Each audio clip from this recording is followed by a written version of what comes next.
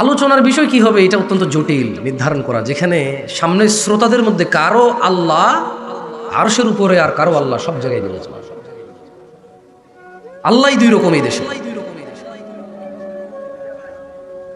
যেখানে কারো নবী নূরের তৈরি আর কারো নবী মাটির তৈরি। এমন পরিস্থিতিতে বক্তব্য কোন সাবজেক্টে হবে এটা নির্ধারণ করা কঠিন, যেখানে শ্রোতাদের নবী কারো মাটির কারো নূরের, এবং দুইজনের নামই মুহাম্মদ সাল্লাল্লাহু আলাইহি সাল্লাম।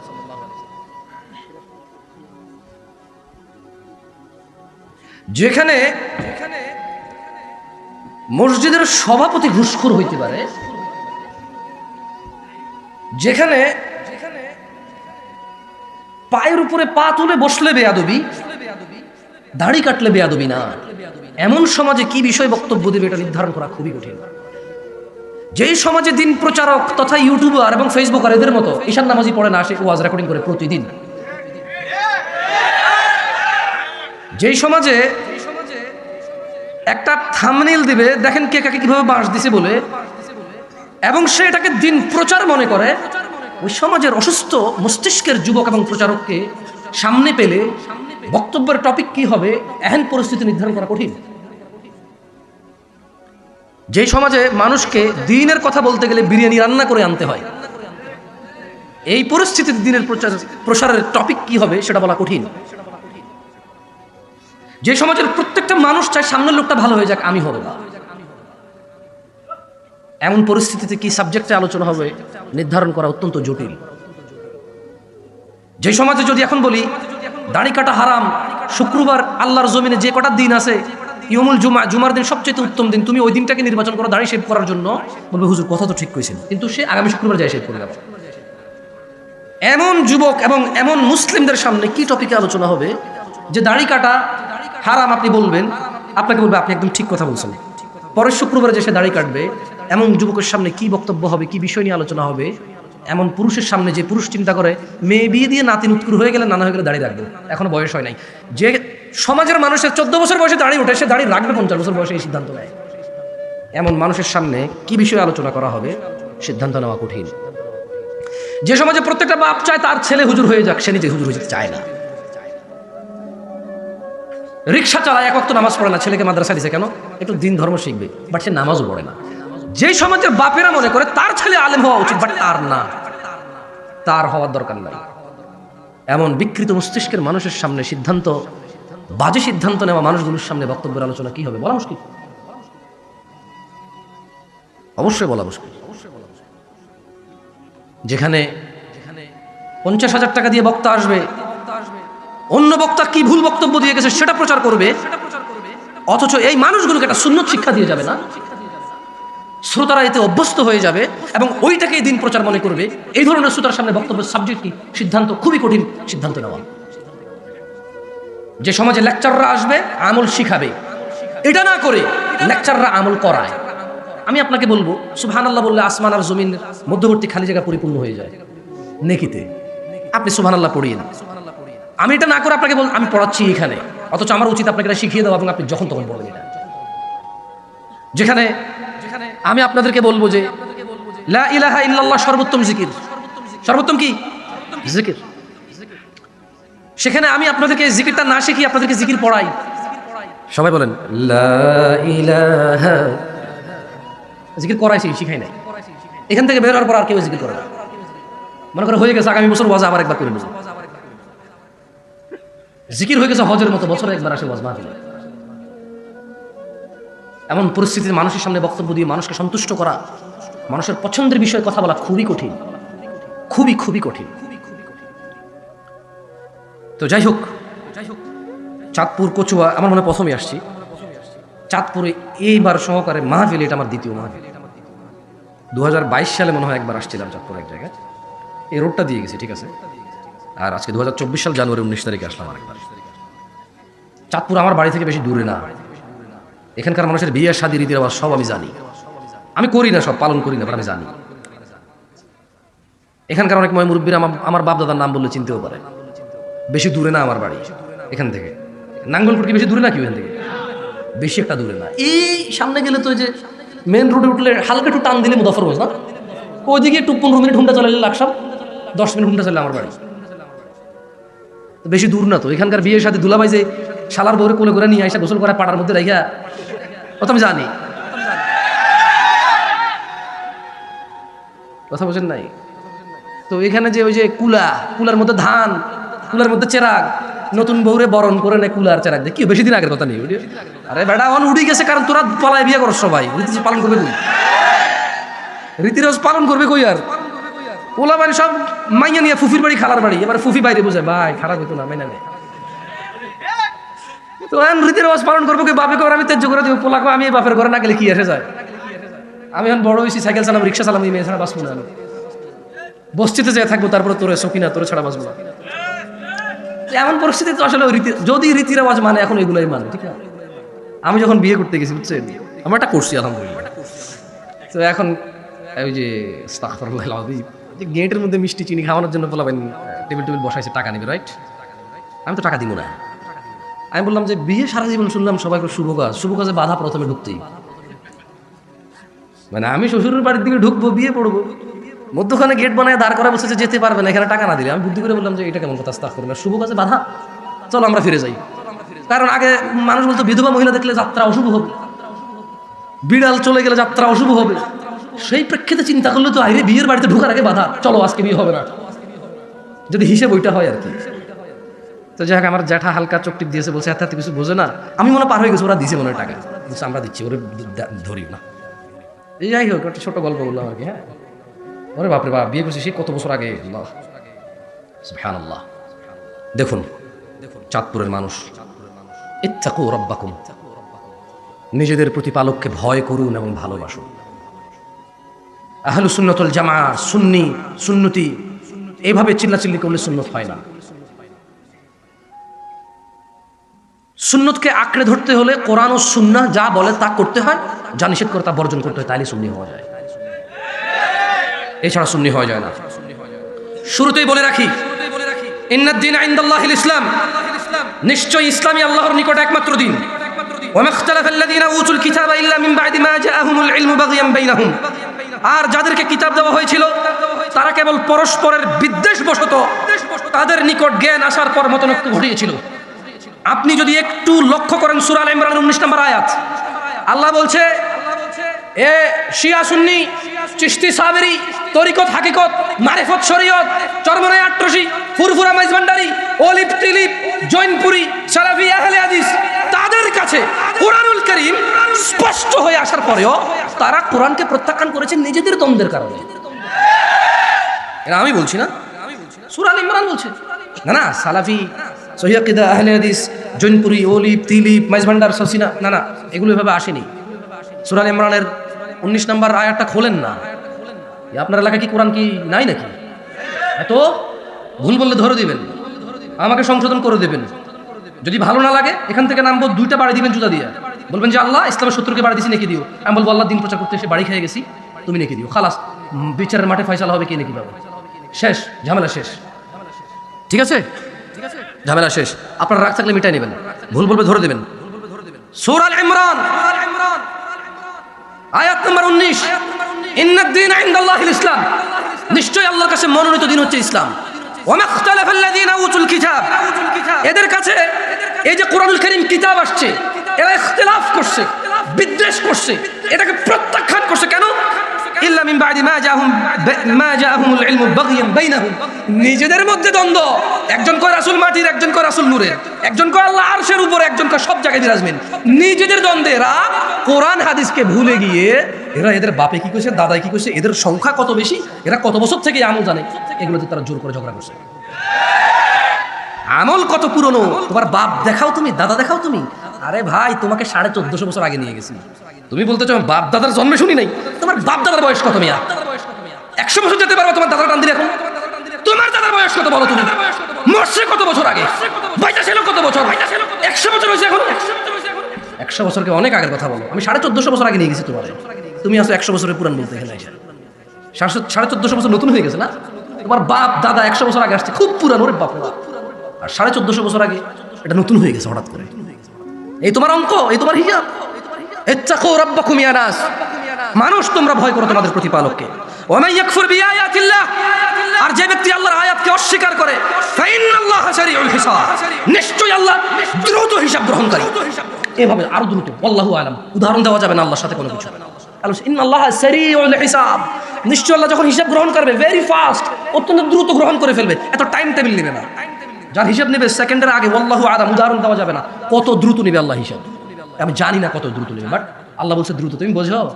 হ্যাঁ, কিয়ামতের একদিন যদি পৃথিবীর 50,000 বছর হয়, তাহলে আল্লাহ যেটাকে দ্রুত বলতেছে ওই দ্রুত কি ব্যাখ্যা দিব আমি, যে কত দ্রুত নিবে হিসাব।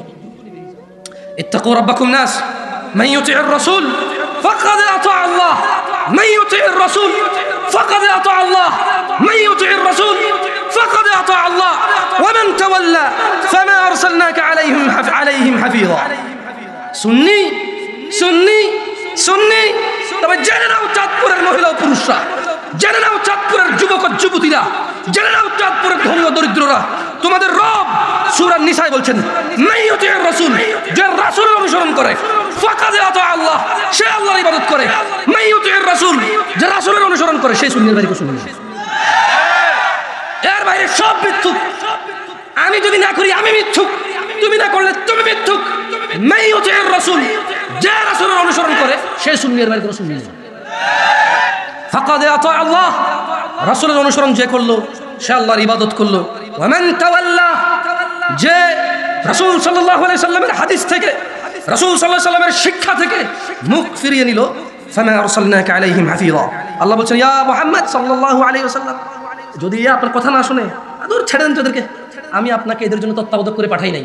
আপনি বলবেন ফাযাক্কির, উপদেশ দিবেন আপনি, ইন্নামা আনতা মুযাক্কির, আপনি শুধু একজন উপদেষ্টা, লাস্তা আলাইহিম বিমুসাইতির, আপনি কারো কর্ম নিয়ন্ত্রক নন। ইল্লা মান তাওয়াল্লা ওয়া কাফার, আপনার উপদেশ পাওয়ার পর যারা মুখ ফিরিয়ে নেবে, ফায়ুআযিবুহুল্লাহুল আযাবাল আকবার, আল্লাহ তাকে কঠোর দণ্ডে দণ্ডিত করবে। খুব সিম্পল কথা, কেমন? শুনুন সুন্নি কিভাবে হবেন। আল্লাহ তাআলা বলেন কোরআনুল কারীমে, ওয়া মা আতাকুমুর রাসূল, যা রাসূল দিয়েছে, ফাখুযুহু, তা তোমরা গ্রহণ করো, ওয়া মা নাহাকুম আন, আর তিনি যা নিষেধ করেছেন, ফান্তাহু, তা তোমরা ছেড়ে দাও। রাসূল যা দিয়েছে তা যদি নেন তাহলে আপনি সুন্নি হবেন, রাসূল যা নিষেধ করেছেন তা যদি ছেড়ে দেন তাহলে আপনি সুন্নি হবেন। এর বাইরে সুন্নি হওয়ার অপশন নাই। ওয়াত্তাকুল্লাহ, আল্লাহকে ভয় করো, ইন্নাল্লাহা শাদীদুল ইকাব, নিশ্চয়ই আল্লাহ শাস্তি দানে অনেক বেশি কঠোর। দ্বীনি ভাইরা, আল্লাহ তাআলা রাসূল সাল্লাল্লাহু আলাইহি ওয়াসাল্লামকে প্রেরণ করে তিনি কোরআনুল কারীমে বলছেন, ওয়া মা ইয়ানতিকু আনিল হাওয়া, এই মুহাম্মদ সাল্লাল্লাহু আলাইহি ওয়াসাল্লাম প্রবৃত্তির অনুসরণ করে না, ইন হুয়া ইল্লা ওয়াহয়ুন ইউহা, আল্লাহর নবীকে আল্লাহ যদি ওহী করত তখনই তিনি বলতো, এর বাইরে কোনো কিছু বলতো না। সুবহানাল্লাহ। অথচ আপনি বলছেন ইসলামে এই নাই সেই নাই, সবকিছু কি পরিপূর্ণ, সবকিছু কি কোরআন হাদিসে পাওয়া যাবে? জেনে নিন ভাই, ওয়াল্লাহি আপনি যদি এগুলো মনোযোগ দিয়ে না শুনে অনুভব না করেন, আপনার আর আমার কারোই উপায় নেই যদি আমরা এগুলো অনুভব না করি। আন আব্দুল্লাহ ইবনে মাসউদ রাদিয়াল্লাহু আনহু قال, আব্দুল্লাহ ইবনে মাসউদ রাদিয়াল্লাহু আনহু থেকে বর্ণিত, তিনি বলেন, قال রাসূলুল্লাহ সাল্লাল্লাহু আলাইহি ওয়াসাল্লাম, আল্লাহর নবী সাল্লাল্লাহু আলাইহি ওয়াসাল্লাম বলেছে, ইন্নাহু লাইসা শাইউন ইউকাররিবুকুম ইলাল জান্নাহ ইল্লা ক্বাদ আমারতুকুম বিহি। আপনারা যারা বলেন কোরআন হাদিসে কি সব কিছু আছে, একবারে সব কিছু কি আছে, আপনাদের জন্য একটা জবাব আছে। এই হাদিসটা আপনারা একটু শুনেন, কেমন?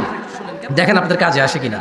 আব্দুল্লাহ ইবনে মাসউদ বলতেছে রাদিয়াল্লাহু আনহু, বলল যে আমি আল্লাহ নবী সাল্লাল্লাহু আলাইহি ওয়াসাল্লামকে বলতে শুনছি যে আল্লাহ নবী বলতেছে, ইন্নাহু লাইসা শাইউন ইউকাররিবুকুম ইলাল জান্নাহ ইল্লা ক্বাদ আমারতুকুম বিহি।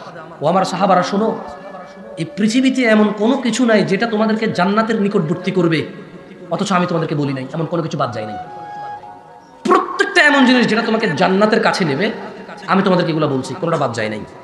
ওয়ালাইসা শাইউন ইউকাররিবুকুম ইলান নার, ও আমার উম্মতরা শোনো, এই পৃথিবীতে এমন কোনো কাজ বাদ নাই আমি বলি নাই, এরকম হয় নাই যে আমি বলি নাই অথচ এটা জাহান্নামে নিয়ে যাবে তোমাদেরকে, আমি তোমাদেরকে নিষেধ করে গেছি।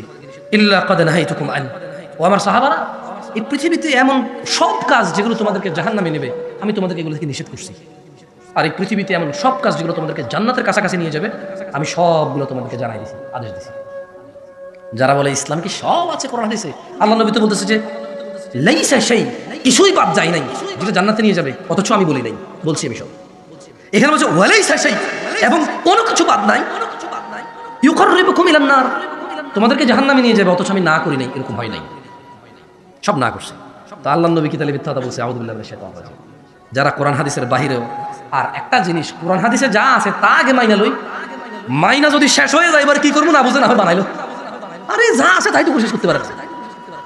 নামাজের পরে সালাম ফেরানোর পরে কতগুলো দোয়া আছে মাসনুন, এগুলো শেষ করার পরে যদি কারো সময় থাকে, যদি কেউ বলে যে বাপরে বাপ আমি তো সব পড়ে শেষ করে ফেলছি, এখন কি বলবার বুঝতেছি না, তখন নয় নিজে নিজে কিছু করলো বললো, আমি মনে বুঝাইতে পারতাম। হাদিস কোরআনে যা আছে তার তো 100 ভাগের 1 ভাগও আমরা পালন করি না, করি তো 1 ভাগের 100 ভাগের 1 ভাগও যদি আমরা পালন না করি, তাহলে নতুন নতুন বানানোর কি দরকার? 99% তো অলরেডি এটা করিই না, ওখান থেকে কিছু করি।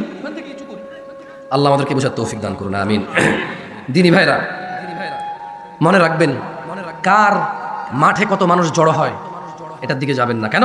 আন আবি হুরায়রা রাদিয়াল্লাহু আনহু قال, আবু হুরায়রা রাদিয়াল্লাহু আনহু থেকে বর্ণিত, তিনি বলেন قال রাসূলুল্লাহ সাল্লাল্লাহু আলাইহি ওয়াসাল্লাম, আল্লাহর রাসূল সাল্লাল্লাহু আলাইহি ওয়াসাল্লাম বলেছেন, বাদা আল ইসলামু গরীবা, ইসলামের সূচনা শুরু হয়েছিল অপরিচিত অবস্থায়, ওয়া সায়াউদু কামা বাদা গরীবা, অচিরেই খুব শীঘ্রই এই কিছুদিনের মধ্যেই ইসলাম আবার শুরুর মতো অপরিচিত অবস্থা চলে যাবে। দেখেন না এখন বাঙালি ডিসিশন নিতে পারে না নবী নূরের নামাটির, সিদ্ধান্তহীনতায় ভুগতেছে না। সাল্লাল্লাহু আলাইহি ওয়াসাল্লাম, সাল্লাল্লাহু আলাইহি ওয়াসাল্লাম। আল্লাহু আকবার, সুবহানাল্লাহ। মানে কি বিষয়ে ওয়াজ করব বোঝা মুশকিল, বুঝছেন? যাই হোক দিনী ভাইরা, শীত অনেক পড়তেছে, আপনারা অনেকে অনেক দূর থেকে আসছেন। আজকে আপনাদের দিকে বেশ কয়েকটা মাহফিল হচ্ছে, মনে হয় ওয়াজ মাহফিল হচ্ছে। মনে রাখবেন, দিন প্রচারে যে যেখান থেকে প্রচার করুক আর যে যেখান থেকে দিন শিখুক, আলহামদুলিল্লাহ আলহামদুলিল্লাহ। আমার উদ্দেশ্য দিন প্রচার করা, আপনার উদ্দেশ্য দিন শিখা। যে যেখানে গিয়েছে, যেখান থেকে যা বলছে, আমাদের প্রচারকদের উচিত খালেস আল্লাহর কিতাব এবং রাসূলুল্লাহ সাল্লাল্লাহু আলাইহি সাল্লামের চরিত্র থেকে কথা বলা। আপনাদের উচিত খালেস আল্লাহর জন্য এবং রাসূল সাল্লাল্লাহু আলাইহি সাল্লামের চরিত্র থেকে শিক্ষা নেওয়া। যদি এই দুইটা নৈতিকতা আমাদের ম্যাচ করে, তাহলেই কিন্তু আমাদের ঝামেলা কি শেষ। তাহলে আর কে কত বড় মাহফিল করছে, কার মাহফিলে কতটুকু মানুষ হয়েছে, এই ঝামেলাগুলো থাকে না। আপনাদের মধ্যে কে কে আল্লাহ রাসূল সাল্লাল্লাহু আলাইহি ওয়াসাল্লামকে ভালোবাসেন? আপনারা আল্লাহ কবুল করুন আপনাদের ভালোবাসা। শোনেন, কে কে চান যে আপনাকে আল্লাহ ভালোবাসেন? আল্লাহর ভালোবাসা পেতে চান তো হাত নামান। সিম্পল একটা ট্রিক আছে।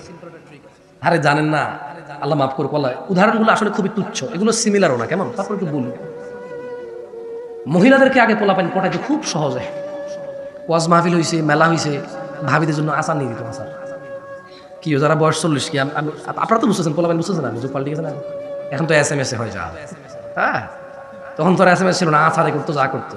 হ্যাঁ, ছোট পোলাপানের কাছে দিয়ে বলতো ওই তো রাফিক দিয়া কি কথা, আমরা মতো ওনার কথা। ভাষা মেলে কে? সুবহানাল্লাহ। আমার অনেকে না করছে, আপনি ভাবে কথা বলেন না, রুড লাগে। বেটা আরাম মেনে কথা কয়, এগুলো কি আরাম মেনে কয়, রুড লাগে না, এগুলো কিলে রুড লাগে। আচ্ছা যাই হোক, সমস্যা নেই। ওই ইন্টারনেটে যায় তো বহুত মানুষ মনে করে যে কি ভাষায় কথা বলে। ও বেটা তোর ভাষা কি রে? হ্যাঁ, কয়জন ঢাকা শহরে জন্মেছে বলে যে আমি তুমি এখানে আসো, কথা বলতে পারি না, একটু পারি না। সবাই এমনি আমরা বলি না, না ঘরের ভিতরে আইলা তুইলা কইলা আইসা যাচ্ছাকা খাচ্ছাকা, এটাই তো আমাদের মানে আঞ্চলিকতা, এটাই আমাদের যেটা আমরা বুঝি আর কি। কেমন ধমক একটা এতে কইরে না করলে তো আমাদের মনে হয় না যে ধমক দিছে। হ্যাঁ, গুলি করে দিলে কি আমরা মনে করি ধমক দিছে, এতে কইরে 10 সারি এতে গুলি ধমক দিছে, পালায় যায়। এখন তো যাই হোক, আমরা তো আমাদের এলাকার ভাষা বুঝি, এই জন্য আমাদের এলাকার আবেগ হচ্ছে আমাদের কাছে প্রিয়, এবং ইন্টারনেটে যে দেশে যাক যাক আমার কি আসে যায়, ঠিক না? যাই হোক, শুনেন, তো ওই ভাবি বা ওইরকম আপা টাপা বলা পায় না, আচার ফাচার বংবাং দিয়া কি করতো, ফটাই তো আর 16 লিখতো কাগজের মধ্যে, না আতা গাছে অমুক পাখি তমুক কেমনি কেমনি মিলে মিলে লিখতো। মহিলারা খুব পাগল হয়ে যেত, বাপরে বাপে তো খুব সাহিত্যিক মানুষ রে, এরকম একটা জামাই বেলি তো শেষ, লাইফ সেটেল, রাইট? খুব রোমান্টিক। আচ্ছা, তো ওয়াল্লাহি ওয়াল্লাহি আস্তাগফিরুল্লাহ আল-আযীম, আল্লাহ মাফ করুন, উদাহরণ দিচ্ছি না, আল্লাহ সুবহানাহু ওয়া তাআলার ভালোবাসা পাওয়া আরো অনেক সহজ, আর অনেক কি সহজ। এবং এটা শিখাই দিয়েছে কে? আল্লাহ নিজে শিখাই দিয়েছে।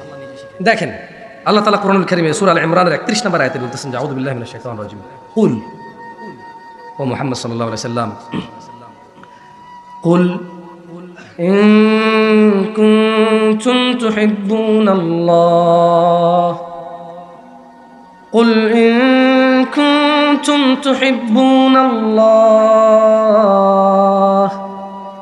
فاتبعوني يحببكم الله ويغفر لكم ذنوبكم والله غفور رحيم। সিম্পল কাজ করলে আল্লাহ পৃথিবীর প্রতিপালক, জান্নাতের মালিক, আল্লাহি জান্নাতের মালিক, জাহান্নামের মালিক নিজে আমাদেরকে ভালোবাসে। তো আল্লাহ নিজে শিখিয়ে দিচ্ছে মুহাম্মদ সাল্লাল্লাহু আলাইহি ওয়াসাল্লামকে। আল্লাহ বলতেছে যে কুল, ও মুহাম্মদ সাল্লাল্লাহু আলাইহি ওয়াসাল্লাম, আপনি আপনার উম্মতদেরকে বলে দিন, ইন কুনতুম তুহিব্বুনাল্লাহ, এই তোমরা যদি দাবি করো যে তোমরা আল্লাহকে ভালোবাসো, ফাত্তাবিউনি, তাহলে আমি মুহাম্মদ সাল্লাল্লাহু আলাইহি ওয়াসাল্লামকে ভালোবাসো, সরি আমি মুহাম্মদ সাল্লাল্লাহু আলাইহি ওয়াসাল্লামের অনুসরণ করো। ইউহিব্বুকুমুল্লাহ, আল্লাহ নিজে তোমাদেরকে ভালোবাসবে। মানে আল্লাহ নবী দাঁড়িয়ে রেখেছে, আপনি দাঁড়িয়ে রাখবেন। আল্লাহ নবী টাকনুর উপরে প্যান্ট পরেছে, আপনি টাকনুর উপরে প্যান্ট পরবেন। তিনি ডান হাতে খেয়েছেন, আপনি ডান হাতে খাবেন। তিনি বাম পায়ে টয়লেটে গেছে, আপনি বাম পায়ে টয়লেটে যাবেন। তিনি ডান কাত হয়ে শুয়েছে, আপনি ডান কাত হয়ে শুবেন। তিনি ঘুমের দোয়া পড়ে শুয়েছে, আপনি ঘুমের দোয়া পড়ে শুবেন। তিনি বিসমিল্লাহ বলে খেতেন, আপনি বিসমিল্লাহ বলে খাবেন। তিনি বিসমিল্লাহ বলে যে কোনো কাজ শুরু করতেন, আপনি বিসমিল্লাহ বলে যে কোনো কাজ শুরু করবেন। তিনি খাওয়া দাওয়া শেষে আলহামদুলিল্লাহ বলতেন, আপনি আলহামদুলিল্লাহ বলতেন। সিম্পল। মানে উনি যা করেছে আপনি শুধু ফলো করবেন, যে খাওয়ার সময় আল্লাহ নবী কি করেছে, নামাজের সময় তিনি কি করেছে, জিকিরের সময় তিনি কি করেছে, বিকালবেলা তিনি কি করেছে, মাগরিবে তিনি কি করেছে, কোনো কাজ কর্মের আগে তিনি কি করেছে, বিয়ে শাদী তিনি কিভাবে করেছে, বাচ্চা কাচ্চা কিভাবে লালন পালন করেছে, তিনি মুআমালাত বিজনেস কিভাবে করেছে, তিনি লেনদেন কিভাবে করেছে, তিনি কিভাবে সাক্ষী নিয়েছে, কিভাবে সাক্ষী দিয়েছে, আপনি শুধু এগুলো ফলো করবেন। That's it. আল্লাহ পৃথিবীর প্রতিপালক, আরশে আযমের মালিক আপনাকে ভালোবাসবে। আর কি লাগবে আপনার? লা ইলাহা ইল্লাল্লাহ, লা ইলাহা ইল্লাল্লাহ। শুনুন দিনী ভাইরা, আন সাওবান রাদিয়াল্লাহু আনহু قال قال رسول الله صلى الله عليه وسلم, আল্লাহর রাসূল সাল্লাল্লাহু আলাইহি ওয়াসাল্লাম বলেছেন, لا تزال طائفة من أمتي ظاهرين على الحق, আমার উম্মতের একটা দল সদা সর্বদা সত্যের উপর, ন্যায়ের উপর, হকের উপর অটল থাকবে। কিয়ামত পর্যন্ত একটা দল থাকবে। لا يضرهم من خذلهم حتى يأتي أمر الله وهم كذلك, কোন লাঞ্ছনাকারীর লাঞ্ছনা তাদের কোনো ক্ষতি করতে পারবে না। কিয়ামত সংগঠিত হয়ে যাবে। যতক্ষণ না কিয়ামত হয়, কোন লাঞ্ছনাকারীর লাঞ্ছনা, কোন ঘৃণাকারীর ঘৃণা, কোন অপবাদ দানকারীর অপবাদ তাদের কোনো ক্ষতি করতে পারবে না। কিয়ামত হয়ে যাবে, কিয়ামত পর্যন্ত এই সত্যের পথে তারা অটল থাকবে। আল্লাহ আমাদেরকে সেই পথের পথিক করুন, আমিন। যদি আমরা ওই যে উম্মত দলের কথা আল্লাহ রাসূল সাল্লাল্লাহু আলাইহি ওয়াসাল্লাম বলে গেছে, যদি আমরা সেই দলের অন্তর্ভুক্ত হতে চাই, তাহলে আমাদেরকে কোরআনুল কারীমের সূরা হাশরের ওই আয়াতে চলে যেতে হবে। ওমা আতাকুমুর রাসূল, রাসূল যা দিয়েছে, ফাখুযুহু, তা গ্রহণ করো, ওমা নাহাকুম আন, আর যা থেকে নিষেধ করেছে, ফান্তাহু, ছেড়ে দাও। বাদ কয়শো বছর আগে থেকে চলে বাদ। কত লাখ মানুষ একটা আমল করে, আল্লাহ নবী দিয়েছে না, বাদ। আচ্ছা বলুন তো, এই পুরো পৃথিবীর সব আলেম আজকের দিনে, গত 1000 বছরের সমস্ত আলেম একটা পাল্লায় রাখবো আমরা, আর আল্লাহ নবীর একটা চুল রাখবো, একটা দাড়ি, একটা ফসল, উনি একটা ফুঁ দিয়ে দিল ধরেন, বা উনি এভাবে হাত রাখলো একটা পাল্লায়, কার পাল্লা ভারী? কার পাল্লা ভারী? সাল্লাল্লাহু আলাইহি ওয়াসাল্লাম। 1000 বছর আগে কথা হতো, 1 কোটি মানুষের কথা হতো, রাসূল সাল্লাল্লাহু আলাইহি ওয়াসাল্লাম দিয়েছে এটা আমল না, বাদ। এইরকম হইতে হবে, নাইলে উপায় থাকবে না, ওই দলের মধ্যে থাকা যাবে না। যেই দল কিয়ামত পর্যন্ত সত্যের উপর থাকবে, তারা কারা? তারা হচ্ছে কি, ক্বাল আল্লাহ ক্বাল রাসূল, আল্লাহ বলেছে, আল্লাহ রাসূল বলেছে, এর বাইরে কে বলেছে doesn't matter, don't care, damn care. বুঝছেন না? বুঝলেন? আমার কি 1 কোটি মানুষ বলছে, তো কি করবো এখন? শুনতে হবে? হ্যাঁ, না শুনবো না। 100 বছর আগ থেকে লাখ লাখ মানুষ ওদের ভক্ত, তো কি করবো এখন? এত মানুষ কি জানে না? আমি কেমনে জানি এত মানুষ জানা কিনা? বাট আমি জানি এটা আমি করবো না, যেহেতু আল্লাহ নবী দেয়নি। এত মানুষের জিম্মেদারি আমি নিতে পারবো? তো আমি আমার জিম্মেদারি নিব। এত মানুষের সিদ্ধান্ত আমি নিতে পারবো? আমি আমার সিদ্ধান্ত নিব। That's it. খুব সিম্পল এগুলো, কেমন? আল্লাহ তাআলা আমাদের বোঝার তৌফিক দান করুন। দিনী ভাইরা, একটা জিনিস মাথায় রাখবেন, অপরাধ যা হয়েছে হয়েছে, জান, 100 বছর, সহস্র বছর পার হয়ে গেলেও অপরাধের বয়স, আপনাদের এই গ্রামের সর্বোচ্চ যে লোকটা এখনো বেঁচে আছে তার বয়স কত হতে পারে? তর্কের খাতিরে, তর্কের খাতিরে, কিসের খাতিরে? ধরে নিলাম 1000 বছরের একটা লোক এখানে বেঁচে আছে, কয় হাজার বছরের? এখনো বেঁচে আছে। আর সে শিরক, বিদআত, অপরাধগুলো কার সাথে? কার সাথে? শিরক বিদআত আল্লাহর নাফরমানিতে এই 1000 বছরের পুরো 1000 বছর সে আল্লাহর নাফরমানিতে কাটাচ্ছে। ধরে নিলাম তর্কের খাতিরে, কিসের খাতিরে? বলেন তো ওই লোকটার জন্য আল্লাহ কতটুকু দয়ালু? 1 কোটি বছর একটা লোক অপরাধ করে, কয় কোটি বছর? 100,000 কোটি বছর একটা লোক অপরাধ করে। ধরে নিলাম তর্কের খাতিরে এই লোকটা যদি আল্লাহর কাছে ফিরে এসে ভালো হতে চায় কি করতে হবে জানেন? খুব সিম্পল, আমি বলে দিচ্ছি শুনুন। এটা আমি বলতাম না এভাবে, কারণ এখানে অনেকে বসা আছে, নামাজ পড়ে না, রোজা রাখে না, মদ গাঁজা খায়া ব্যস্ত, জানাবে বিচারে ব্যস্ত। প্রবলেম কোথায় জানেন? ওরা কিছু বললে ও কি বলে? ওরে কিছু বললে ও বলে যে আরে বেটা আজ্জারও জান নামি কাল্লারও জান নামি, আর মতো ফাবিষ্ট মানে দুনিয়ার মধ্যে আর আসিনি, আর নামাজ পড়তে হয়ে কিতা করিম কো। ও আল্লাহ এভাবে বলেছে, মানে তার কথা হচ্ছে তার মতো পাপি আর এই দুনিয়াতে নাই, সে আর এই 1-2 ওয়াক্ত নামাজ পড়লে কি হবে তার? এটা সে ভাবে, এটা কে ভাবে? ও চাঁদপুরের মহিলা ও পুরুষরা, ইত্তাকু রাব্বাকুম, তোমরা তোমাদের প্রতিপালককে ভয় করো, ভালোবাসো। কোরআনুল কারীমের তেলাওয়াত শুরু করো, তোমরা কোরআনুল কারীম বুঝে পড়া আরম্ভ করো, হতভাগাদের অন্তর্ভুক্ত হইও না তোমরা। তিনি সুবহানাহু ওয়া তাআলা, এটা কোনো হাদিস নয় যে আপনি বলবেন জাল, জয়ীফ, মুনকার, এটা বলবেন যে শাফি, হানাফি, মালিকি, হাম্বলি বলে শেষ করে দিবেন, এটা এরকম কিছু না। কোরআনুল কারীমের আয়াত তিনি সুবহানাহু ওয়া তাআলা বলছেন ইল্লা মান তাব إلا من تاب وآمن وعمل عملا صالحا إلا من تاب وآمن وعمل عملا صالحا فأولئك يبدل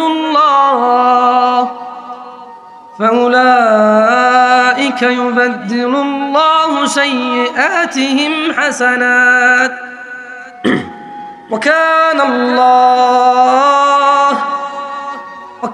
الله غفورا رحيما।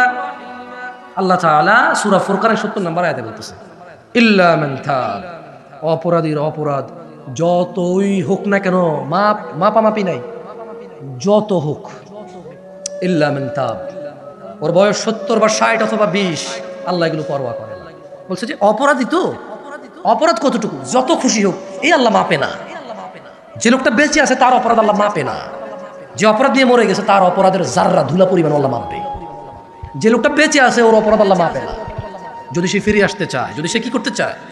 আল্লাহ বলছে ইল্লা মান তাব, অতঃপর অপরাধী যাই করুক না কেন, যদি সে তওবা করে, সিদ্ধান্ত নেয় যে আমি আর এই অপরাধ করব না, ওয়া আমানা, এবং ঈমান আনে, ওয়া আমিলা আমালান সালিহা, আর কিছু ভালো কাজকর্ম করে, সৎকর্ম করে, ফাউলাইকা ইউবাদদিলুল্লাহ, তাহলে এই যে পিছে যে সে শত সহস্র হাজার কোটি বছর বেঁচে ছিল, এই দুনিয়া আর আসমানে জায়গা হবে না এত যে সে গুনাহ করছে।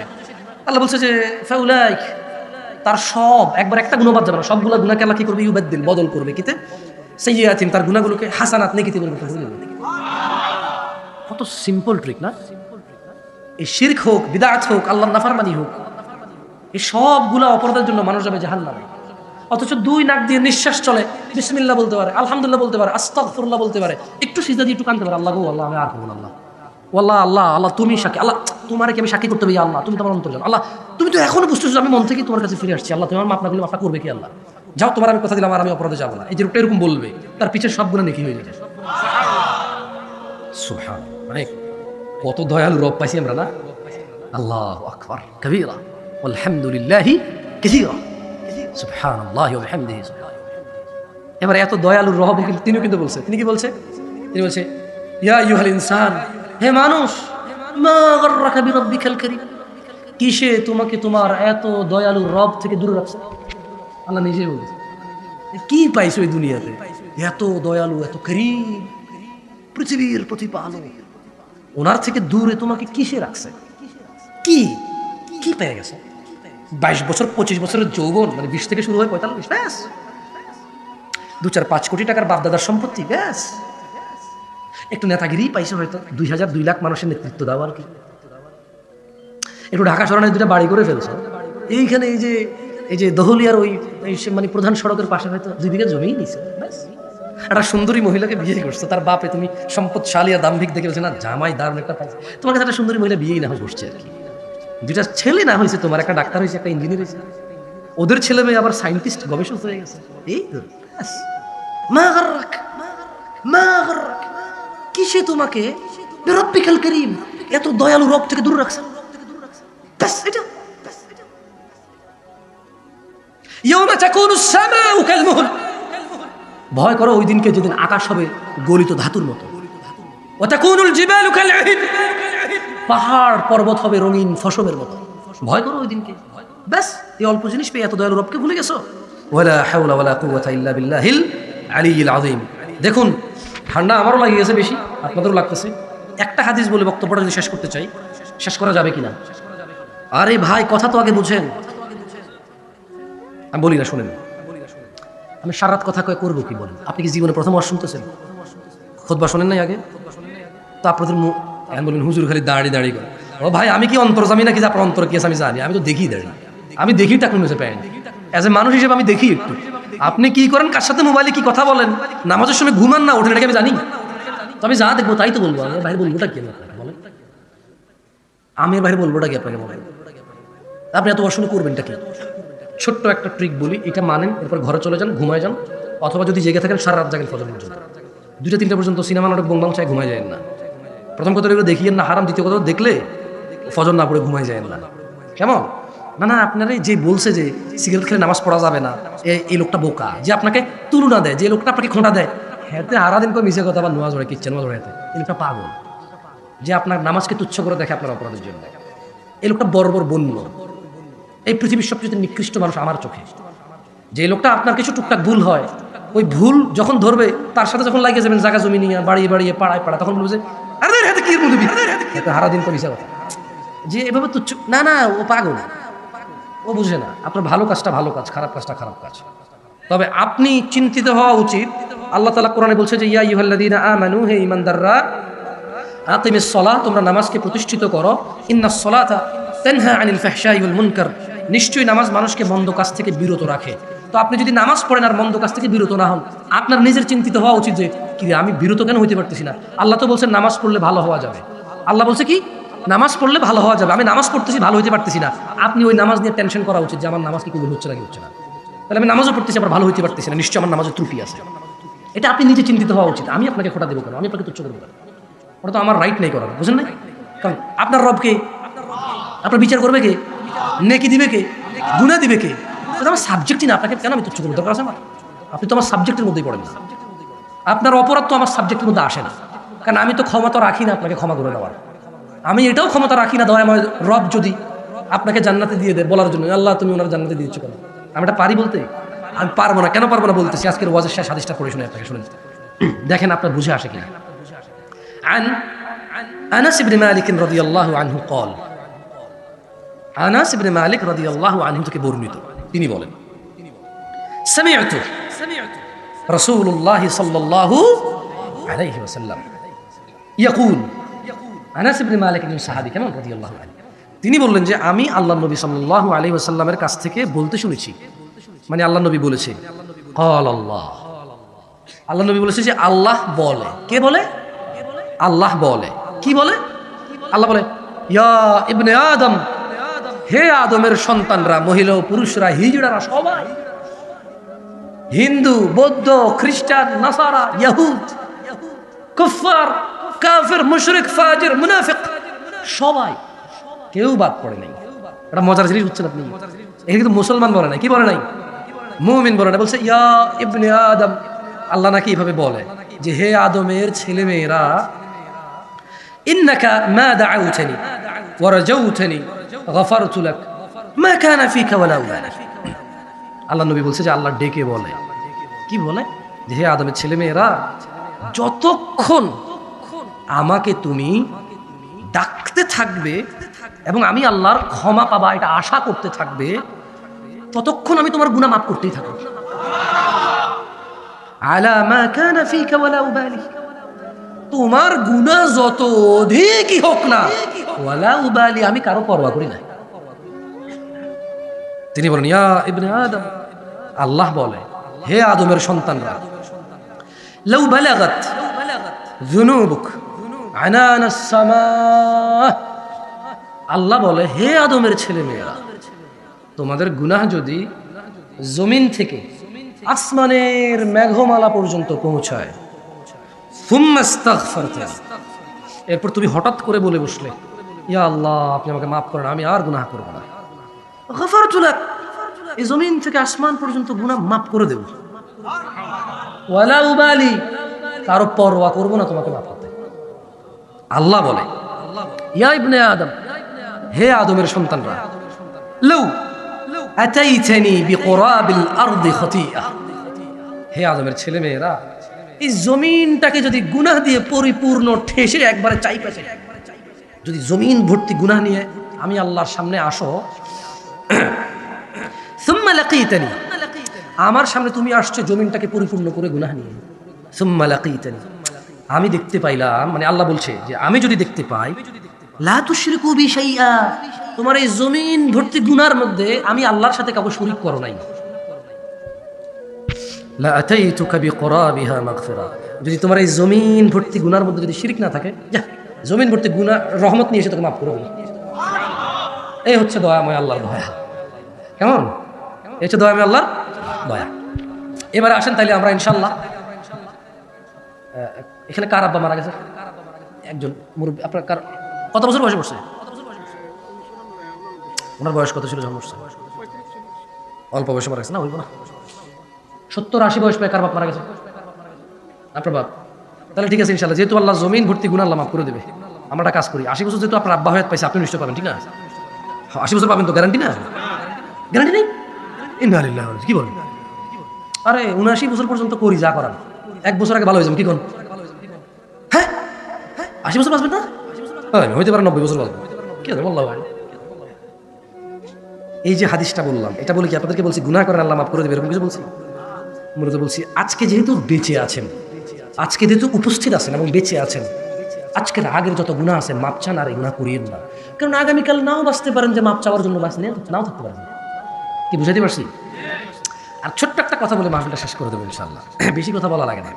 ওই যে একটা কথা ছিল, কথাটা কি, এক বেড়ায় কয় তোর বাপের বিয়ে ঢোল কটারে বাজছে? 60টা।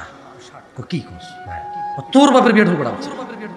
ইউটিউবার যারা ইন্টারনেটে সব মানুষ বুঝবে না, এলাকার মানুষ এটা বুঝবে না। এটা এদিকের উদাহরণ, তো আমাকে এদিকের উদাহরণ।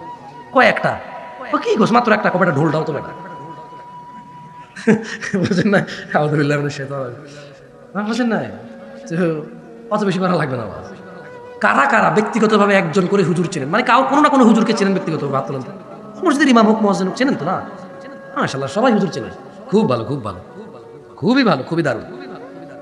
তাহলে জামশেদ মজুমদার আসছে কই থেকে? চট্টগ্রাম থেকে, ঢাকা থেকে, নাঙ্গলকোট থেকে, বিভিন্ন জায়গা। আপনাকে তো ভাই বাতি জানা না, ভাই বেড়াদান না, আচ্ছা বাদ দেন। এই একটা কথা কয়ে চলে যাবো, এই এলাকা উজনি পীর সাহেবের এলাকা, এই এলাকা ওই যে এদিকে কি আছে, হ্যাঁ সাজলিয়া দরবার শরীফের এলাকা। এই এলাকা জামশেদ মজুমদার আসে তো এদের বিরুদ্ধে বলেই যাবে, কারণ এটা তার এলাকা নাকি। কথা আছে কোদাল বুকুর দিকে টানা, আমি তো এই এলাকার কোদাল নাজের দিকে টানি, এটা হইতেই পারে, এটা দুর্নীতি আমার দ্বারা হইতেই পারে, আল্লাহ মাফ করুক আমাকে। বাদ দেন, আমি বাদ। প্রত্যেক ব্যক্তিকে চ্যালেঞ্জ দিলাম, না না হেরে গেলে কোনো পেনাল্টি নাই। আপনি যদি হেরে যান এই চ্যালেঞ্জে কোনো পেনাল্টি নেই, আর আমি যদি জিতে যাই আমার কোনো বড়ত্ব নাই। কেমন?